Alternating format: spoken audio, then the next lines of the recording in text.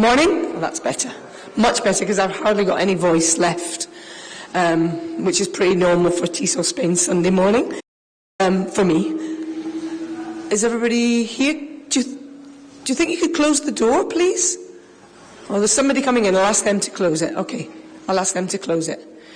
Shut the door, Ed. Shut the door, love. That's right. Shut door. Shut that door. Who's that? Larry Grayson. Larry Grayson, shut that door.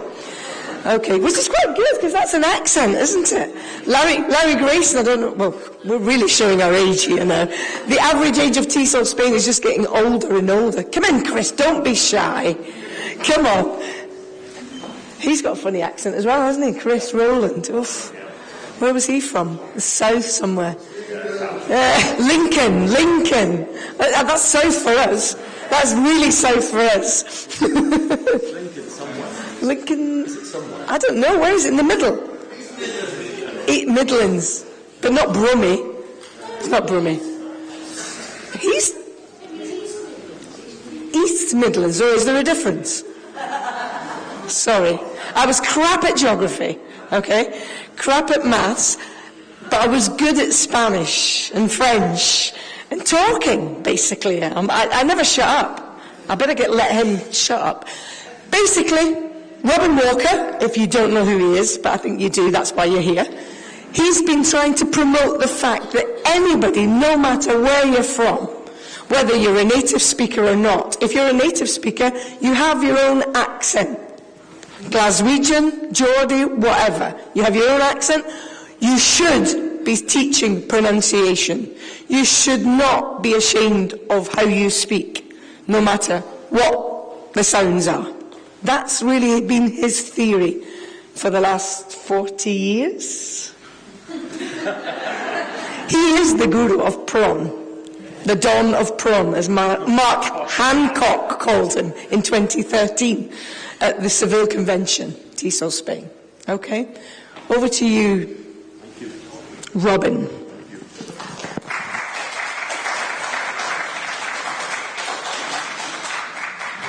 Donald Trump, my God. Oh, I switched this one on and switched that one off. Oh, there we go. This came up on one of these social media things, which I'm totally rubbish at doing and following and participating in. And I thought, well, I'm going to participate this time. I will answer. I think I know something about this. I will write an answer. And while I was concocting my answer, this came up. And basically, Derek said what I would say: you don't need a perfect native speaker accent.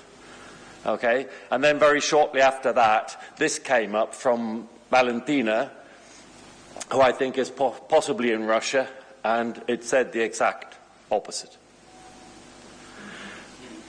And we are here filling the gaps, and you have a gap here. A gap in beliefs and a gap in priorities. And what I want to talk about today is possibly not so much filling the gap, is the fact that I don't actually think the gap exists. I think we have a misconception. There has been a construction which I want to deconstruct and show you that I can't fill the gap because it isn't there. I also want to pick up from where I left off 4 years ago in Salamanca in 2020, where we all were bumping elbows, laughing, with no idea what was coming our way. And in Salamanca 4 years ago, I gave a talk where I tried to explain to people what is behind the term intelligibility, which is used massively in lots of ways by lots of people, and most of us haven't really dug in enough to actually work out what is meant by the term intelligibility. But the talk today, therefore, begins where I left off in Salamanca and goes beyond intelligibility and shows us why there's no gap at all. And that the two people in their comments are part of the same journey. So we'll look at 5 different things. If you're like me, you need it all mapped out. Here's the map. I'll come back to this little map from time to time. If you have another sort of brain, then just close your eyes and ignore this picture and follow the journey.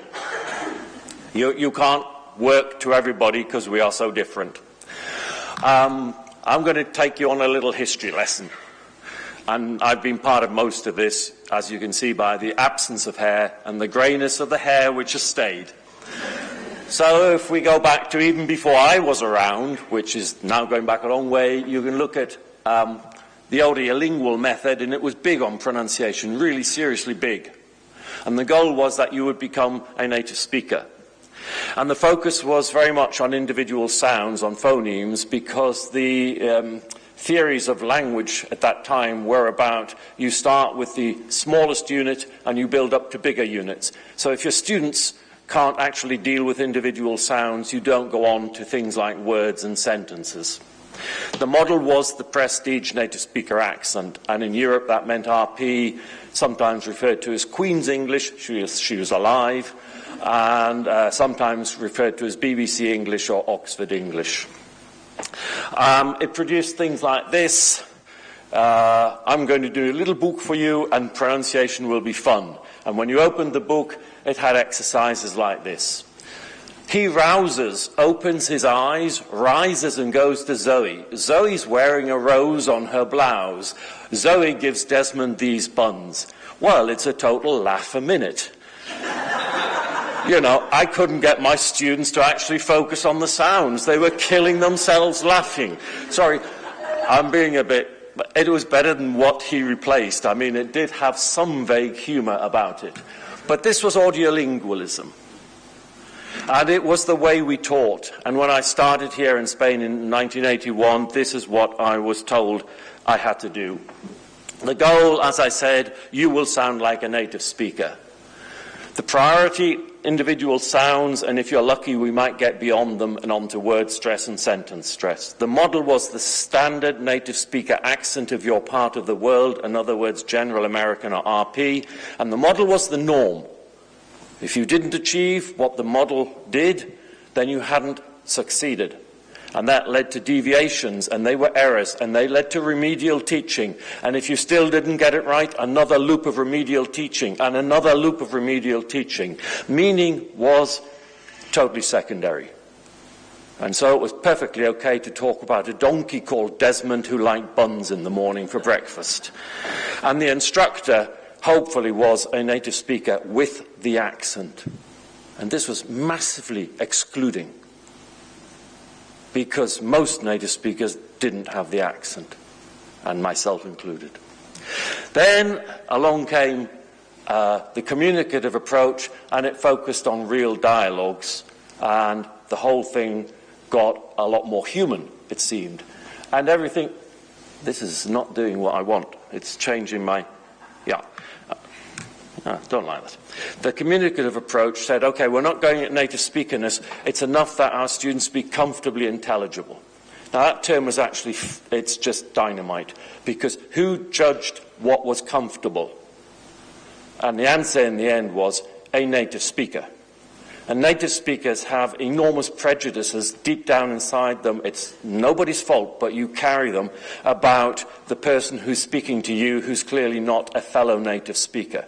So many native speakers judged the non-native speaker not to be comfortably intelligible because I don't like that accent.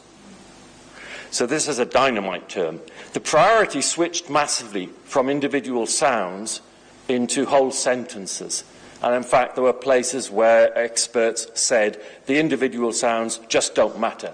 You have to get the rhythm right, the intonation, and so on and so forth. The model continued to be the standard native speaker accent, though it wasn't the norm anymore. As long as you were comfortably intelligible, that was fine. Deviation was considered part of learning, and so we talked about interlanguage error, and you expected students to get it wrong and were more tolerant because getting it wrong was part of the journey towards getting it right. Meaning was important, and the instructor, continues to be, though not explicitly said, continues to be the native speaker with the prestige or standard accent. So this produced material like this, and you've got real sentences And there are only two things I'd say about this little communicative exercise about what you like and so on and so forth. The first is it focuses on tone. Does your voice go up? Does it come down? And we now know that most of what we do in the classroom has zero impact on the tones that will happen out of the classroom. I mean, we know this because tone is chosen subconsciously, and you will default back into your mother tongue tone system. So number one, the exercise is a waste of time. Number two, its use of tone with a rise tone for yes, no, polar questions is actually wrong. We use a fall tone on polar questions, just as we do on WH questions. Anyway, we've made progress. And then along come all of these awkward, nasty people, I was one of them, and we change the goal. And we say, hey, look, there's a world out there, and 80% of the time it doesn't include native speakers. It's happening between non-native speakers. So the goal surely has to be for most learners of English that they be intelligible to each other as non-native speakers, because they are the vast majority of use of English today. And they will become intelligible if they are competent in these elements, which became known as the lingua franca core. And I'm not going into it. If you don't know these elements, then I'm afraid you've got some homework to do when you get home tonight. This is not the place for me to go into it. More interesting is this, the non-core features. Because as you go down this list, what you're looking at is a whole bunch of things that were the very heart, the substance of the audiolingual method approach, and then of the communicative approach, and of the way pronunciation was dealt with by them. And look, we're saying, no, they don't matter. They're non-core. They're not essential to being internationally intelligible. And we're saying something even deeper and less easy to take on board. The last three are actually damaging to your international intelligibility. Do not learn to do this. You will become less intelligible. So we reach a situation, if my clicker would click, hello, yes, where this is the summary of the ELF approach. The goal is non-native speaker to non-native speaker, mutual intelligibility. The priorities are the elements of the lingua franca core. The model is any person out there with any accent who knows that they are internationally intelligible, native speaker or non-native speaker. Deviation can be an error. If I deviate and nobody understands me, you have an error. If I deviate from the model, but they understand me, then I have an accent. And that's a really interesting thing, because suddenly we're being inclusive. I don't care which accent you have, as long as you're intelligible to the person you're talking to. Meaning is paramount. To the point that if I actually change the way I pronounce from what I would normally do because of this person in front of me who's not following me, and I do something totally off the map, and yet they've understood me, then that is valid.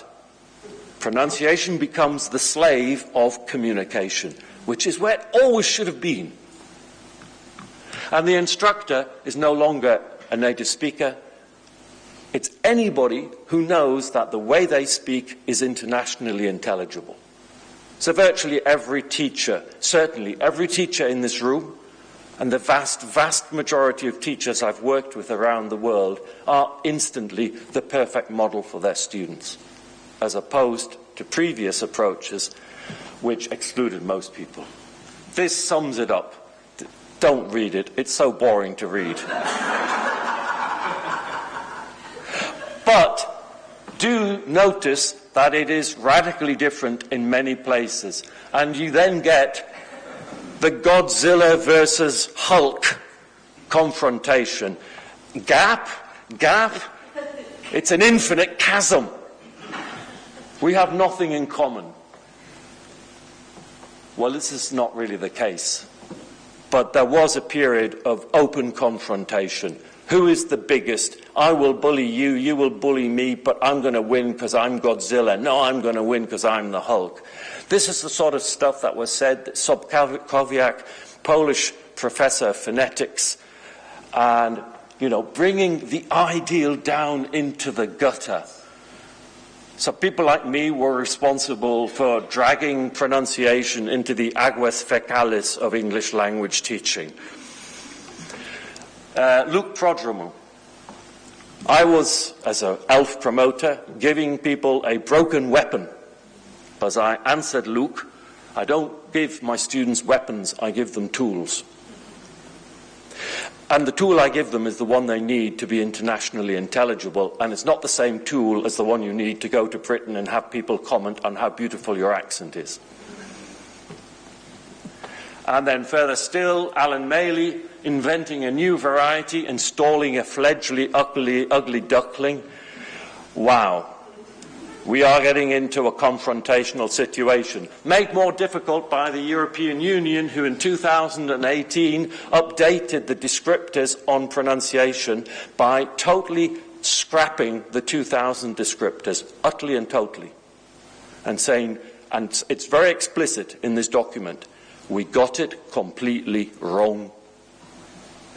We defaulted into a native speaker benchmark for pronunciation in 2000, and we got it totally wrong, and we have thrown them away completely and started from scratch, looking at intelligibility.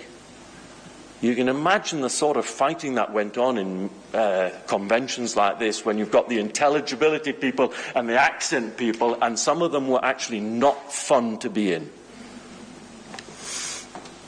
There's also people like yourselves and people like me, and a student who came in one day and said, you know, I listened to what you said about intelligibility for us as professionals in tourism, and I follow what you're saying, and it's not that I want to sound English. She was called Beatrice. And she said, Robin, I don't want to sound English like you. I just don't want to sound Spanish. I go, wow. I'd never heard this before, really, you know. And then there's other teachers, you know. I see what you mean, but I've got loads of teenagers and the girls all want to sound like Taylor Swift, or whatever she's called. There's one in every 5 years, there's a new one, you know. I'm too old to remember them all. Where the hell am I and how am I doing for time? I'm okay for time. We got ourselves into a situation which I don't think anybody specifically looked to be in. But we got ourselves into a situation where, you know, the beginning point with A1, A2 students is that their English is massively influenced by their mother tongue. So they speak, and in class they're intelligible because everyone in class has the same accent and the same massive mother tongue influence. And where do we go? Well, you've got, like, Valentina, the Russian lady at the beginning, pulling towards native speakerness, and in fact, a whole ELT industry out there selling you books, and that I have written for, also defaulting into native speakerness.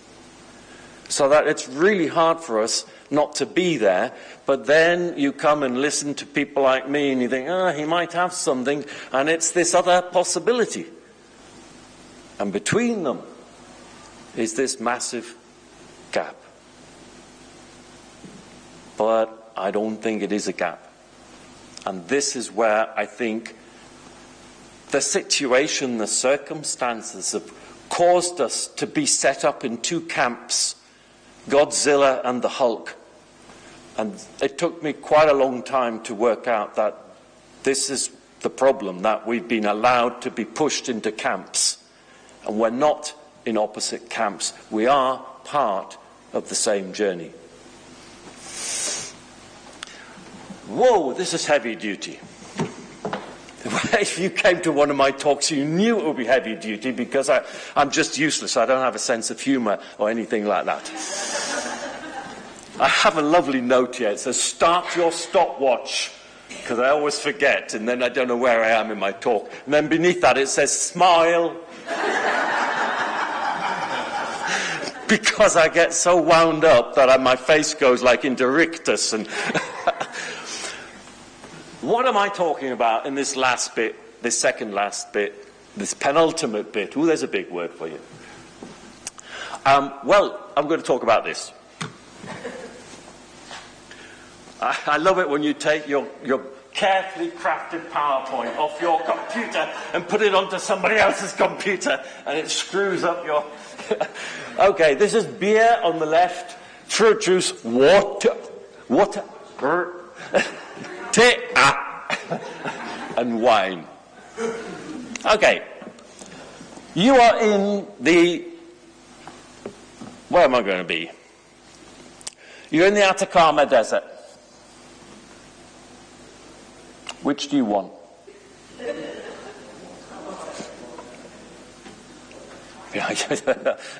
Beer. You're on a beach in the Pacific. You're at a kid's birthday party. All the parents said wine, and all the non-parents. You're at a kid's birthday party, yeah. You're in Dubai. And you're in a restaurant having fish like last night. Okay? And we get this. More or less what you said. Atacama Desert. Kid's birthday party. But what's interesting is there is so much in common between the water and the orange juice. And the water would be acceptable in a kid's birthday party. Not for the parents. They're seeking the whiskey and things like that. But the water would be an acceptable alternative to the orange juice. Though the orange juice has a bit more fun and flavour. And perhaps you could also pop in some of this. Although they're pretty lively as it is. So to pop them up with more pop wouldn't be a good idea. Dubai, you would want something like the tea. Tea has a massive water component. It's flavoured water, essentially. And beer is flavoured water. With something else. However, the something else would mean that handing your kid, 4 years old, a bottle of beer because it has a high water component. Actually, probably not a bad idea sometimes, you know, when they're totally out of control, just pour a bottle. I gave them a lot of water and a little bit of alcohol. And the same happens here with the wine. Most of wine is water. And if you were in a restaurant and you were going to drive the car for the rest of the people at the table, perhaps you would want the water rather than the wine. So these are all flavoured versions of water, and water would be suitable in every single other situation. And if we slightly change this, and water is essentially the common factor. And the pronunciation features, remember, lingua franca core, oh yeah, go and learn about it if you don't know, and if you do know, you don't need me to tell you. But internationally intelligible English has all the components to allow you to go anywhere else with your English. And as you travel around the world, meeting non-native speakers and native speakers, you find that you can have Iranian-flavoured English. And if you don't like that, well, you can go back to water. But you will still be acceptable in a place where orange juice is appropriate. You can have non-Spanish flavoured English. It's Beatriz. She's saying, I've got water with you, but I want to go a bit further. I don't want anyone to notice where I'm from, so I want a slightly different flavour to my English. You can have US flavoured English, and you can have UK flavoured English. And all of these different accents of English, all of these different flavours, have a base in the components of international intelligibility. So we take this a bit further and go back to this confrontational situation which was constructed force around us and without our permission. and let's reconstruct it to what I think is the reality. So here's our learners, and they start speaking in class A1, even A2, and what they pronounce is heavily flavoured by their L1 and makes their intelligibility quite minimal. I mean, you do communication activities with them in class and they work. Why do they work? Because everyone's got the same accent. But then they go off on an Erasmus or something like that, and they come back committing suicide because nobody understood them. And in fact, communication activities in situations like ours, where the students share the same L1, are death to pronunciation, because they will default back into the L1 pronunciation. But this is the beginning point, this is the reality. And I would suggest that the road forward first is to head towards competence in the elements of the lingua franca core, so that they reach international intelligibility. And this is totally and utterly achievable, and in relatively little time. Once they're internationally intelligible, they then have access to 1,600 million fellow non-native speakers, plus a large part of the 400 million native speakers who are able to overcome their prejudices when they hear an accent which is not their accent.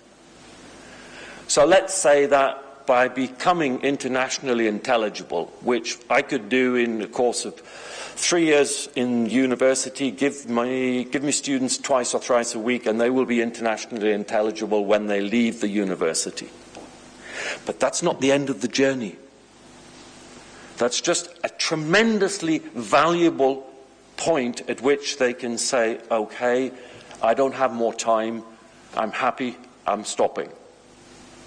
And you watch international sports celebrities and film celebrities who are not native speakers, and they have stopped at a level of high international intelligibility because they've got something else to do with their lives, and it's not go to English classes. But some people will want to go on. And some will want to go on to the Taylor Swift native speaker accent. But nothing, literally nothing they have learned in order to become internationally intelligible is damaging to the next part of the journey. There's literally nothing that they have to unlearn. Whereas if they learn to be native speakers, they're going to have to unlearn using weak forms, unlearn coalescences, unlearn other connected speech changes, vowel reductions, assimilations, elisions, and so on and so forth, in order to become internationally intelligible.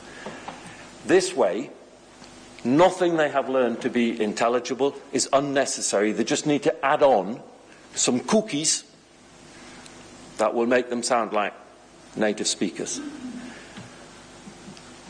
Okay, a health warning that you are required, I think, by ethics to give to your students. The number of people who learn English in classroom situations and who go on to be totally native speaker phonologically and phonetically, forget it. Forget it. You're going to win the lottery here in Spain before you meet one of those people. It just doesn't happen. I am not talking about kids brought up in bilingual environments. But kids brought up in bilingual environments are not the sort of people we're dealing with.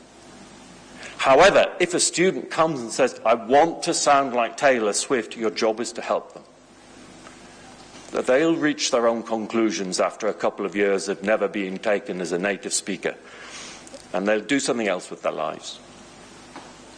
This same position of international intelligibility allows me to talk to Beatriz and say, fine, Beatriz, these are the places where your accent sounds most Spanish.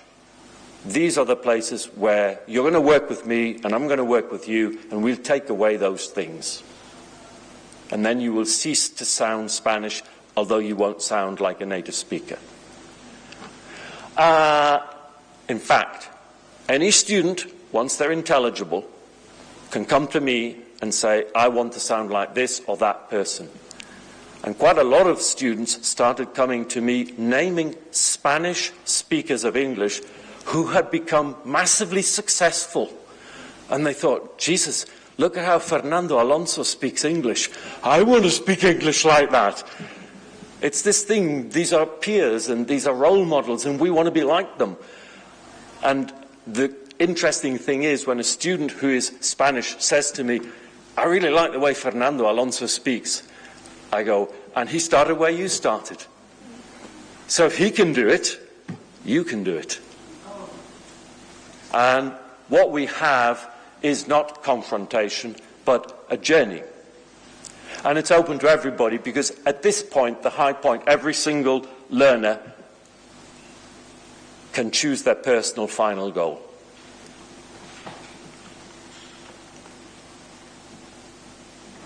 Turn to the people next to you, in front of you, behind you, and tell them what's going around in your head right now. You've got 2 minutes.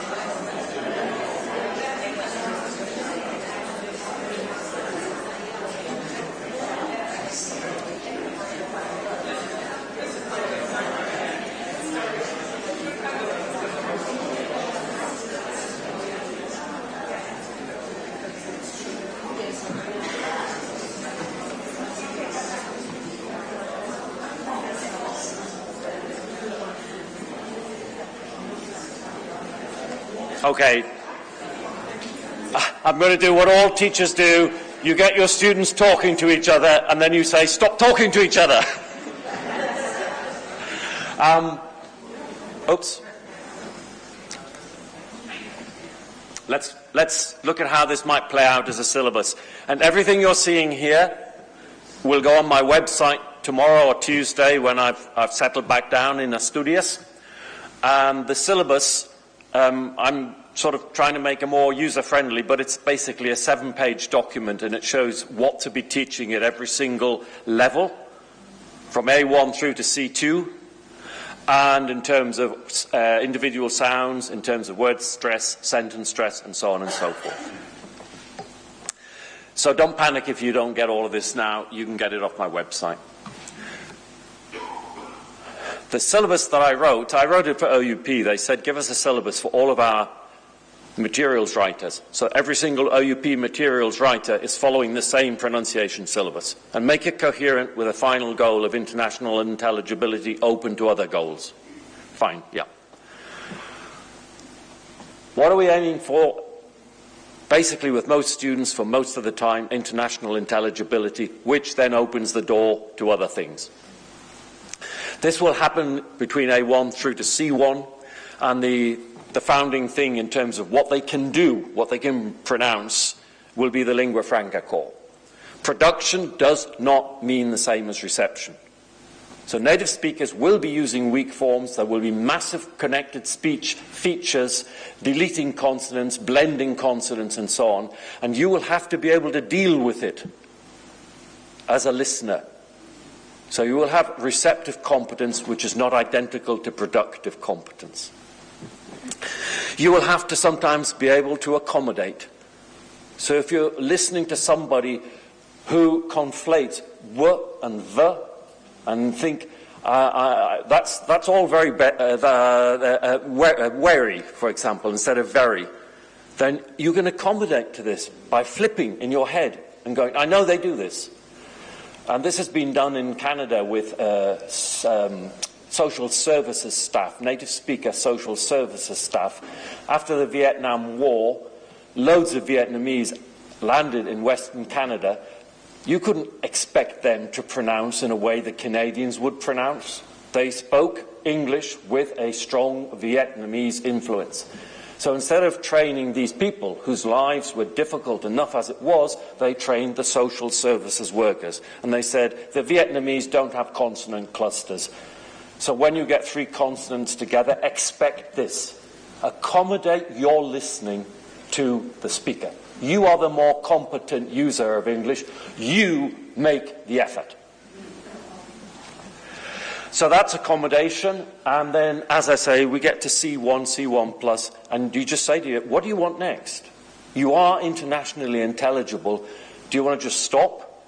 Do you want to go on? Where do you want to go if you want to go on? These are the underlying principles. Remember, productive competence, the consonant sounds, consonant clusters, the avoidance of deletion of one of the clusters. My students would say, I am Spain. I go, no, not Spain. No. I am pain. No, you're not in pain. I'm in pain. No, Robin, I do again. Okay, you do again. I am insane. No, you're driving me insane. So consonant clusters, they have to learn to avoid deletion, even if they pop in little vowels, that doesn't matter. So on vowel sounds, the length issues, back is the short version of the same vowel in bag. That sort of thing. Sentence stress, word stress. Receptive competence, dealing with accent variation. The world speaks with accents. And if you leave the classroom only having heard one, you're really going to have a bad time the minute you land in the real world. And also dealing with native speaker speech. You cannot ask native speakers to not use weak forms. They will use them. You have to learn how to understand what they've said. Accommodation skills, we've just said, adjust to your listener or adjust as a listener. There's 2 types of accommodation. So these are the components, and then you take the bits of pronunciation and the phases on the Common European Framework from A1 right through to C2. And if we just look at the consonants, this is the bit that you can download, so don't panic when it goes up. If you look at the consonants, well, they need to be competent in the lingua franca course sufficiently to be comfortably understood, and there will still be a very clear influence of the mother tongue at this stage. This is taken off the Common European Framework of Reference. This is not me. This is realistic scales out of the Council of Europe. At phase 2, going from B1 through to B2, you'll need to work still on those consonants, for example. They will still struggle if, for example, they're coming from Spanish as a first language, not from Polish. If you're Polish, English consonant clusters are a doddle. I'm Polish. I stick 6 consonants one after the other. You know, you English are pathetic. But if you're Spanish, 2 to 3 consonant clusters are a nightmare, and this is the time around about B1, B2 that we need to get it sorted out. They need to develop a stable vowel set. It will not sound like a native speaker vowel set. That does not matter. What you need them to do is use the same vowel quality every time they meet the same word. So if you say root one day and then route the next day, people can get a little bit confused because you're not stable. If you say bus instead of bus or bus, I don't say bus, it's terribly posh. I say bus, but in Birmingham they say bus. Now if I go around saying bus, bus, people will get confused. So that's what the reference is to a vowel set that is stable and intelligible. And they need to work, especially at this level, start working on those back, bag, vowel length, phonetic differences. When we get through to this end, well, we fine-tune the LFC components. For example, for Spanish speakers of English, as in June, January, John, is still difficult, even though they are C1, C2 users. So that's the fine-tuning. We do need to actually totally stabilize the vowel set and perhaps expand it, if possible, so it's getting close to 9, 10 vowels, pure vowels. And they need to get very good at the peace thing, the fortis clipping, as it's called technically. If you do the same with receptive skills, you move through the whole thing from A1 through to C1, C2, then at A1, they should not be exposed to anything other than native speaker and non-native speaker accents that are pretty mild and are very frequent and they're liable to meet. And that's enough. The poor darlings are already struggling with everything else. Then when we get through to B1, B2, then we should be introducing quite a bigger range of familiar non-native speaker and native speaker accents, and again, not too heavily marked. And once you get, at the same level, now start threading some native speaker stuff in with weak forms and all that. Let them see that this is slightly more difficult. Actually, a person who slows down, whose speech is slow and deliberate, even a native speaker who is slow and deliberate, will not have weak forms in their speech, because they only come in at 350 syllables a minute or more. And you should not be speaking to A1, A2 people at that speed. But B1, B2 people will hear more or less normal speed speech, and it will have weak forms, and they need help there.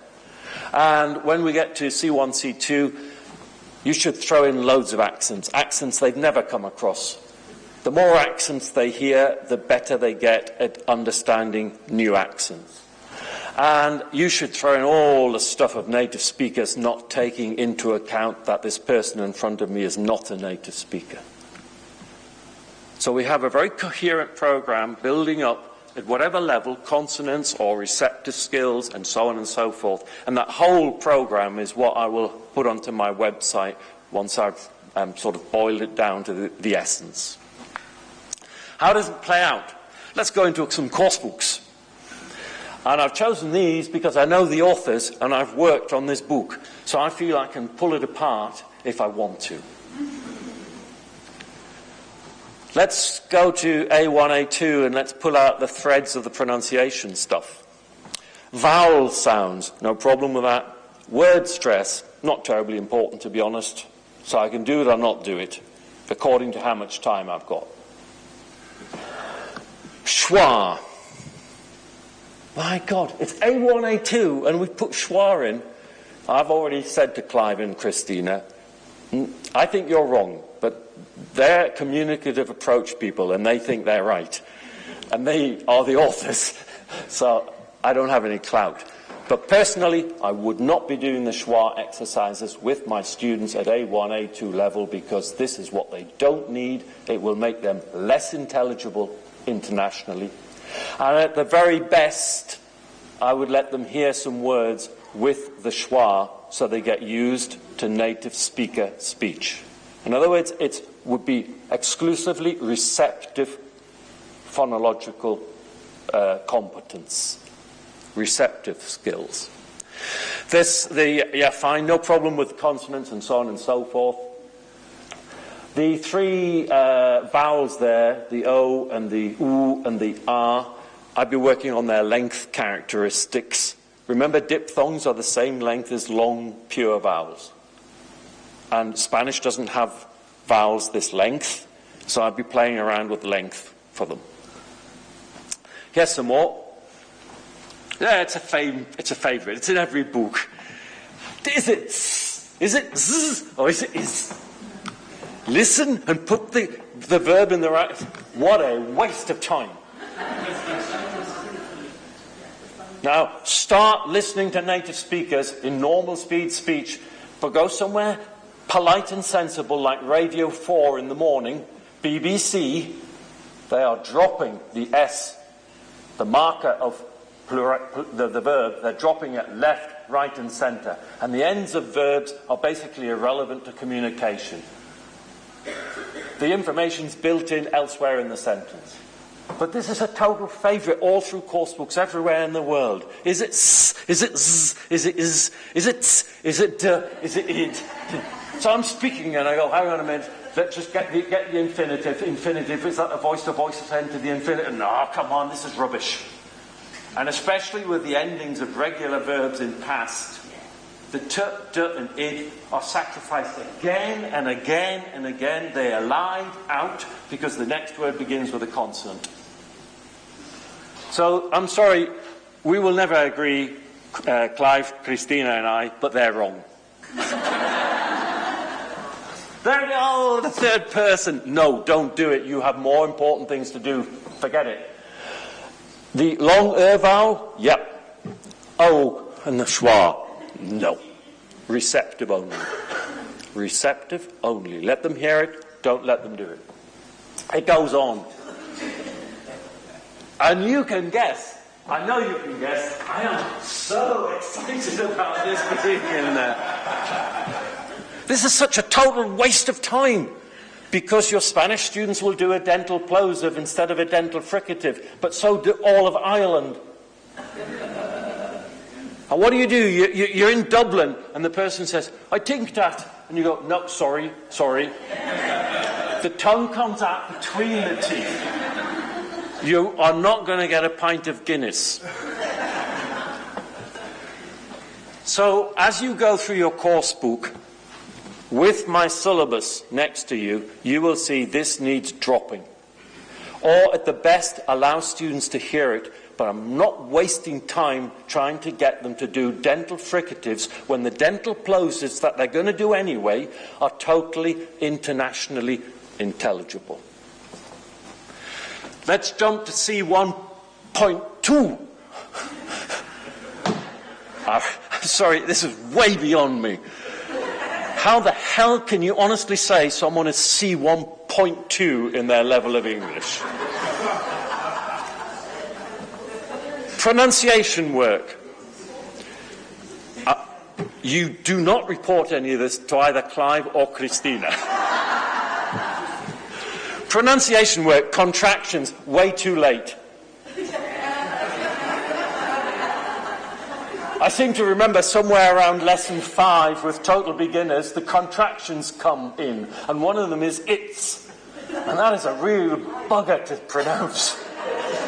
So leaving it to C1.2 level, short and long vowels, yeah, you will never stop working on the length of English vowels. So I'm happy that being there. Words can be pronounced in two ways, as in R-E-A-D. Yeah, that should be happening a lot earlier. Consonant clusters with S, you will never tire of doing some work, but remember, as long as they don't delete one of the consonants, then it's fine. Stress and multisyllable adjectives, I'd say that's about the right place. Contrastive stress, yes, there's never too much work on contrastive stress. Vowel sounds and spelling, yes, but it could have come a lot earlier. Because when you're a beginner, you see some words on the page with letters, and you're, whoa, fuck. How do I do that? So this is fine, but it's way too late. Understanding an accent, fine. Linking, we don't have enough data. So do some, but don't give it too much importance, because I think you can actually be totally intelligible in English without linking. And I've picked native speakers up where I expected linking, and there was none, and I thought, and what happened, Robin? Nothing. So anyway, what I'm trying to show here at Clive and Christina's expense is that most of your course books have got it wrong, because they don't have a coherent vision of where we will travel on the pronunciation journey. This has been our journey today. As I say, the last bit I've gone through quite quickly, but you can access it via my website. It is not a question of Godzilla versus the Hulk. It is very much a question of a coherent journey with different stopping off points for different students, and a journey that can lead to wherever any single student wants to take it. And a journey that is not only diverse in finishing points, but is also inclusive. because whichever accent is intelligible is an acceptable accent. But it's also inclusive not just for learners, it's inclusive for teachers. Because you as a teacher, with your accent, whichever accent you have, you are the model for your students. As long as you know through experience that when you speak in English, people understand you. It's diverse, it's inclusive, and I think it's where we need to be travelling. Now, there's an article which you can download free off my website. There it is, the full address. And it's basically today's talk in article form. And the only thing that's really weird about the article is they took out my bottle of beer and my bottle of wine. And they put in 2 more bottles of pop. So that the magazine could be sold in parts of the world where alcohol is not. Yeah. So it's really weird to look at the picture. But I'm telling you, one of them is beer and one of them is wine. What do you do as a teacher to be coherent? Well, I'm sorry to promote myself, but this is what OUP asked me to do. Write a book full of activities that teachers can take into the class and that are coherent with the message I've tried to give you today. That book came out last month, and they actually did quite a nice job, because sometimes you see your work and think, I wish they hadn't bothered. But they've done a nice job, and I think the book will be useful to teachers. And it does include a chapter on what do you do with the students who want to be native speakers. We've not left anybody out. That's my short email website address. It works perfectly. That is my email address, and I do answer people's emails, although I'm a little bit slow because I don't spend every day at the computer. But you will get an answer from me, and please feel free to use this. Thank you very, very much.